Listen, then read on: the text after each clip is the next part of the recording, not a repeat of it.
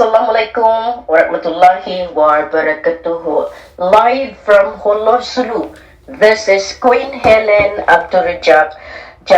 February 28. Nako, talagang nabubulol ako. February 9, 2022. Kasi ang ating special guest ngayon ay ang Sultan ng Maguindanao, Raja Sulaiman. Sa ligwasan mismo, at iyan ang dugo, ang kan ng Raja Sulaiman, at iyan mismo ang iniwan ni Sultan Pandala Pasandalan, ang may-ari ng kalupaan ng Maguindanao ng Ligwasan Mars. Ito na yung pinakamaganda sa araw na ito, February 9, 2022. Pagbibigyan natin ang ating mahal na sultan ng Maguindanao. Nasa kabilang linya lang po siya at ginising ko at naririnig ninyo yung mga manok. That means maagang maaga pa. Mabuhay, Maharlika Kingdom of God, Lupasug Empire ng buong mundo. 222 tribes ng ating angkan nag-aantay para sa hustisya ng bayan. Justice delayed is justice denied. Ibig sabihin, pag hinaharangan ang hustisya, malaki ang kasalanan ng mga nanghaharang. Magandang umaga po sa inyo, Sultan Kayulawan. Naka-live po kayo. Siguro maganda at marinig ng buong mundo na nandiyan ka nga at diyan sa pusod ng ligwasan. Opo, maganda rin po. Mahal na arena. Okay. Alam mo, talagang ito na yung pinakaantay natin. Ito na yung tinatawag natin panahon, nakatakdang panahon para sa ating lahat. Kumusta naman ang sitwasyon ng ating mga Raja Sulaiman Peacekeeping Group, Special Security Forces ng RAF natin, na talagang iyan ang naging resulta ng ating pakibaka mula pa noong 2010 nang itinayo natin ang ating peacekeeper. Kumusta sila? Opo. Ngayon, maganda naman ang nangyari. Kasi lahat ng kapatid kong Christian, Muslim, Roman, ay nagkakaisa sa peacekeeping group ng Raja Sulaiman sa buong Maguindanao, lalo-lalo sa Mindanao. Mabuti. Okay. So ngayon, ang ating langis, ang ating oil field na pinabantayan ko sa inyo, kumusta ang estado dyan? Opo, tungkol sa Ligwasan Mars, ito ang napakagandang nangyari. Nagkakasya dito, lahat ng grupo, tumanay na sa atin sa Raja Peacekeeping Group. Okay, yung BIFF, yung MNLF, MILF na nagsasabi na silang may-ari, ano na ngayon ang kanilang masabi nung pinadalhan at pinatatakan mo mismo itong ating final and executory order for transformation and transition to absolute monarchy. Anong mga reaksyones nila at sino-sino yung mga nabigyan mo na? Lahat ng mga kapatid natin, sumusuporta sila. At ang unang-una, lahat nagpupukan sila ng ASEAN. At nagpupok sila sa peacekeeping group sa Ligwasan Mars. Nagkakasya na dito ng lahat ng mga grupo sa mga kanilang anak. Okay. Nabigyan mo ba ng coordination ng notice of absolute authority at saka itong ating papel na tinatakan ng Malacanang, itong pinaka-order ng King and Queen? Nabigyan mo ba ang BARM, ang NBI at sino-sino? Sino mga nabigyan mo? Napagagandang nangyari po kasi sa ng India sa Cotabato, nagtira sila, tinanggap nila ng mabuti. Sa sa Cotabato, tinanggap nila. Sa atin, sa region 5, tinanggap nila, nagtira sila hanggang sa Governor ng Maguindanao, nagtira sila sa Governor ng Sultan.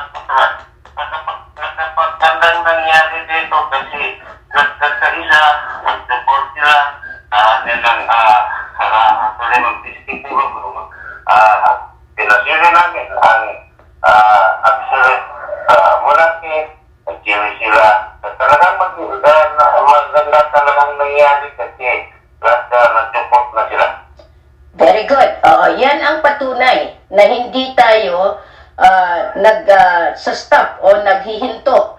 Yun nga, dinidelay nila lahat ang paraan para at least na sila nga ang makinabang. Justice delayed is justice denied. Yun ang sinasabi ko palagi. Kaya dito ngayon, Sultan, pinakiusapan ko rin yung ating kapatid sa National Headquarter ng AFP na kausapin dyan na ibalik ka na sa ating kalupaan dyan sa Tugal, Sultan sa Barungis. Walang karapatan si Suharto at walang karapatan ang BARM na harangin ka. At ngayon, dito natin ibalik ang 4 na flag na sinunog nila mismo. Gusto kong ibalik iyan. Yung Royal Flag, yung Allah Flag, yung Federal Flag, Philippine flag, lalo na yung sinunog na Philippine flag, at saka United Nation flag. Yan pag-usap-usapan natin. Kasi, since natatakan na iyan ng OPAC, ng BARM, lahat iyan, wala silang karapatan harangin ang hustisya ng ating mga kalululuhan at ang hustisya na igagawad sa kanilang lahat.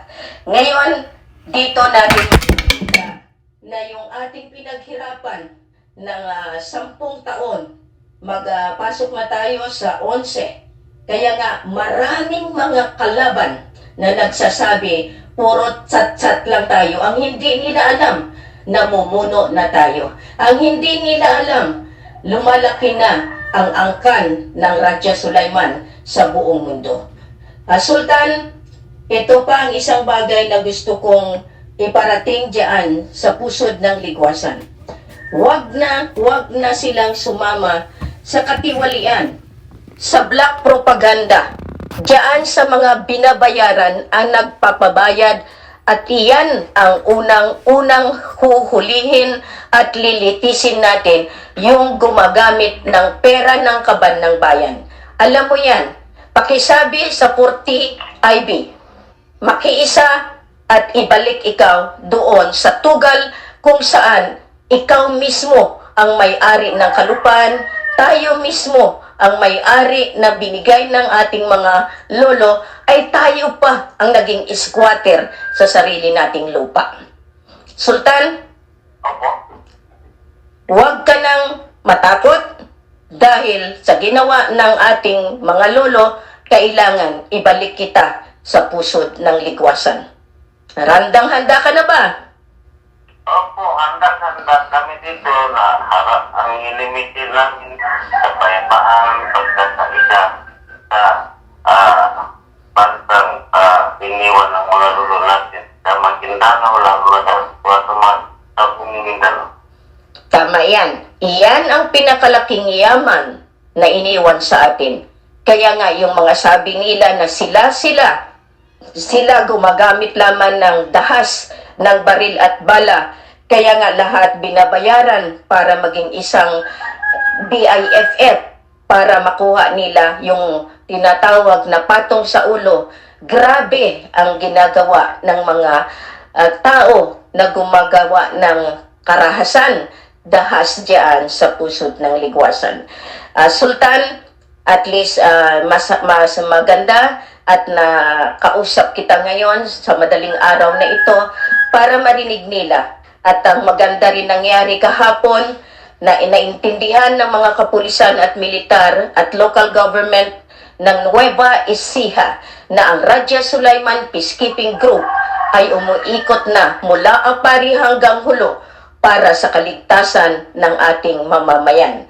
Hindi tayo nag-stop. Parallel government tayo mula pa noong 2015. Kaya kailangan ipaglaban, maging matatag ang sariling paninindigan, hustisya ang igawad sa sambayanan na ayaw sumunod sa ating patakaran bilang mga royal family.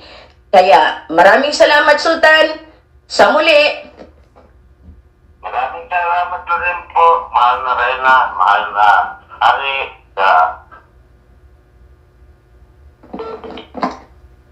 Narinig natin ang ating Sultan of Maguindanao na talagang araw-gabi, madaling araw, kahit anong oras, kami ang nag-uusap para sa kaligtasan ng ating mga kasama sa Raja Sulaiman Peacekeeping Group, Special Security Forces.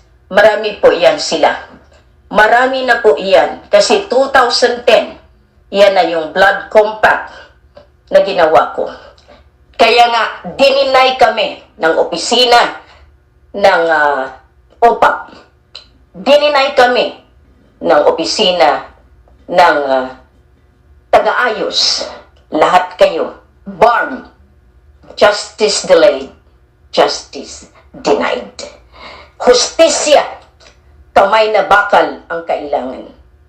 Ang liwanag ng hustisya ang siyang magbabaybay sa mga kasalanan ginawa ninyo sa sambayanan.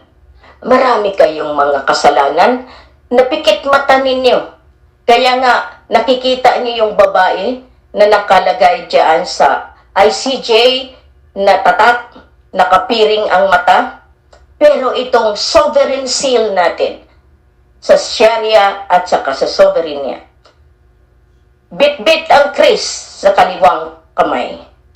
At ang kanan, bit-bit ang timbangan, ang ilaw ng hustisya. Kayo, dapat makiisa.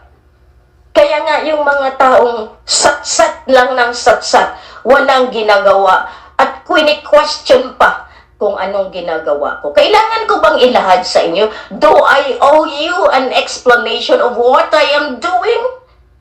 You know, day and night, I had been working so hard that I have no even enough sleep para to enjoy katulad ninyo.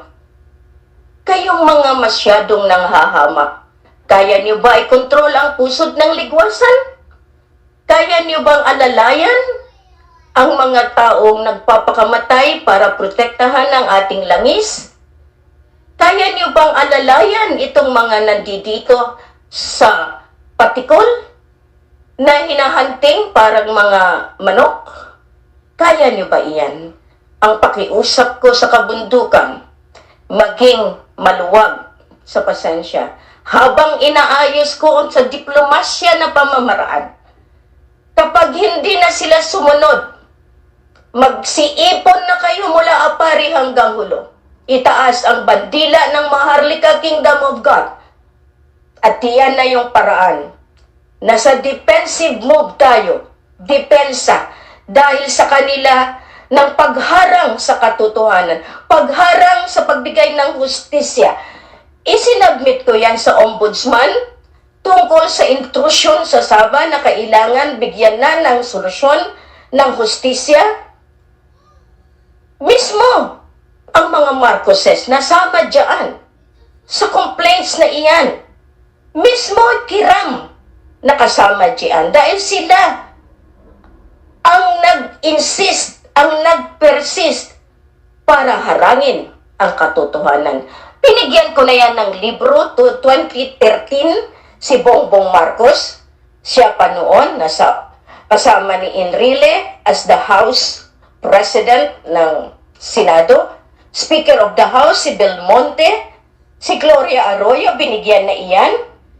Lahat ng senador, congressman, napudpud yan ang 476. Instead, ibigay ang hustisya na ibigay na, ikilalanin na ang taong pinatay, na nabuhay, na iniharap ko, na yan ang living witness.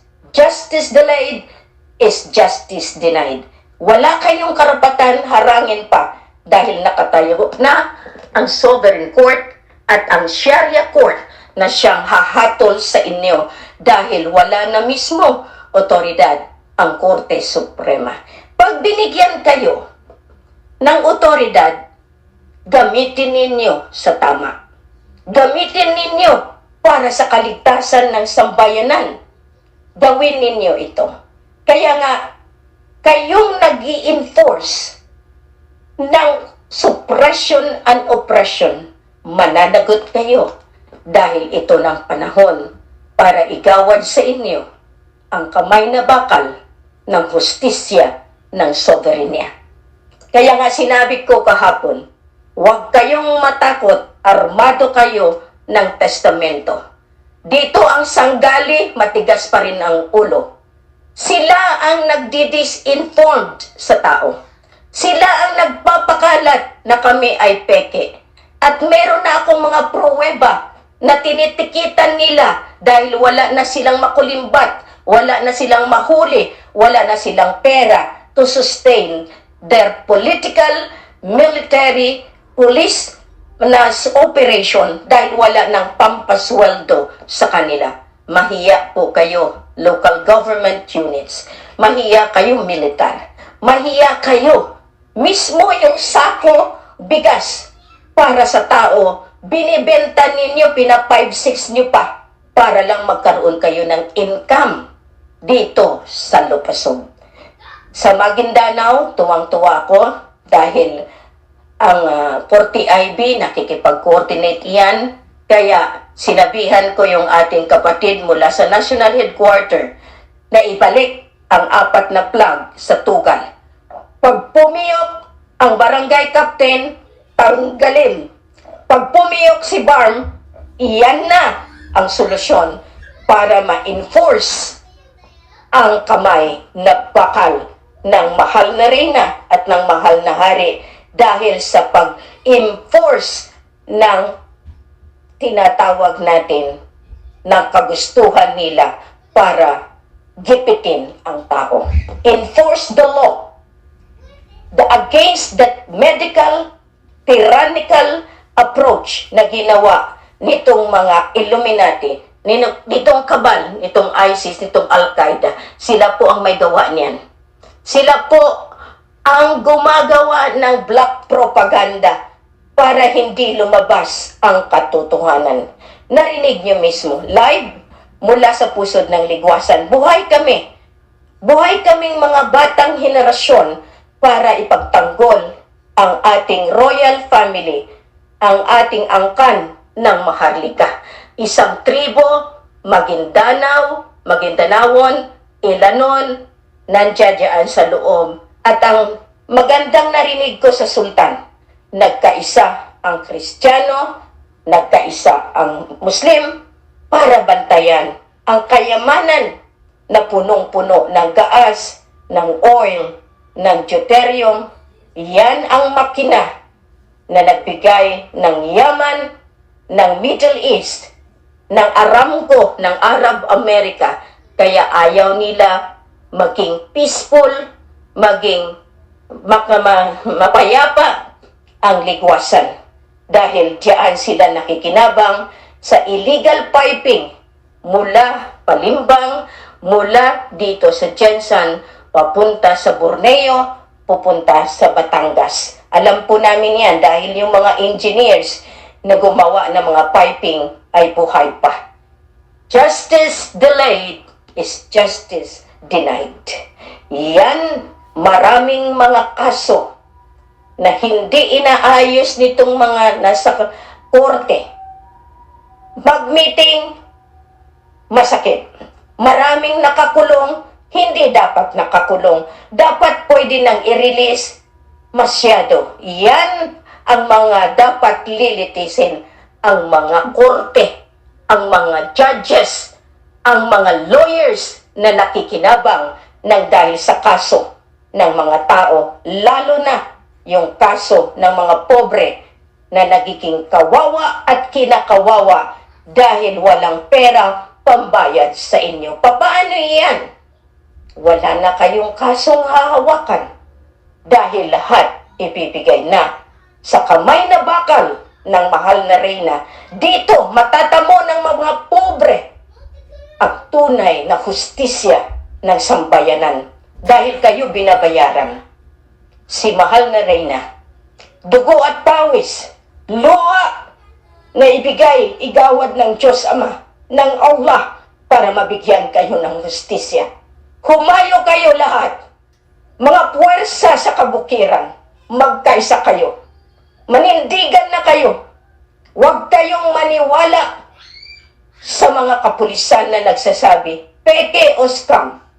Malaki ang nagawa, malaki ang naging daan ng mahal na reyna at ng mahal na hari dahil sa misyon na ito. Dapat 2013 pa, iginawad na ng Korte Suprema, iginawad na ng hustisya, hinarangan lamang ng Malacanang, lalong-lalo na si Ninoy Aquino, si Pinoy Aquino, si Ramos, si Ochoa, si Serapio, na yan ang backbone, the shadow government. Yan ang nag-ipon ng mga claimants na dapat i-declare nila noong 2011. Mismo si Salvacion de Legazpi. Punong-puno ang Malacanang, pero dinala ko lahat, mga armadong grupo. Dinala ko mismo sa taas ng Malacanang. Huwag ninyong harangin si Queen dahil mga entourage ko ay mga galing pa ng Ligwasan, galing pa ng Hulo, galing pa sa Lanao. The three Islamic State joined me to stop the illegal pronouncement proclamation ng OPAP, ng spiritual government. Kayo nagpapabayad para maging member ng royalty. You are all political royalty. You paid 200,000, you paid 300,000 to become a royal family. Kung sino yan, hustisya ang igawad ko sa inyo. Hindi binabayaran para maging royal family. Maging royal family ka kung tugo ka, angkan ka. At nandito si Queen para bigyan kayo ng hustisya na kayo yung angkan na nakatayo sa inyong teritoryo. Mabuhay po kayo, mabuhay ang sultanato ng Ligwasan Mars ng Raja Sulaiman. Si Sultan Pandala Pasandalan. Bukas, another sultan ang ating ilalive, ihuhok natin sa buong mundo para makita ninyo lahat, mga kapatid ko na mga royal family. Ang trabaho ni Queen, pulido, dokumentado, physical, tangible, makikita ninyo. Kaya mga nanghahamak, nakamarka din kayo. Kayong maliliit na mga kukote, mag-ingat kayo. Kasi panahon na, binaliktad ko na ang tinatawag martilyo ng hurado, nandito na sa sovereignty. Mabuhay po tayo lahat. At ako'y hindi ko binubuhat ang aking upuan, subalit nang dahil sa grasya ng Diyos Ama ng Allah, mas naging matigas ang kamay ni Queen para igawad sa masasamang tao ang hustisya. Ang liwanag ng hustisya ang siyang gabay. Ang gabay ng mahal na ina ng kalangitan ang siyang magbibigay sa akin ng lakas ng loob para litisin kayo, masasamang mga tao, gobyerno, militar, kapulisan. Magbago na kayo. Magbalik na kayo sa Kanya. Let's go back to Him. He is the God who created you. Siya ang Allah na dapat nating sundin. Maraming salamat. Mabuhay kayong lahat. Paalam sa ngayon. Magkita-kita tayo muli bukas. Masalam. Huwag kalimutang mag-like, share, subscribe, and click na rin ang notification bell button para updated ka sa mga bagong upload ko.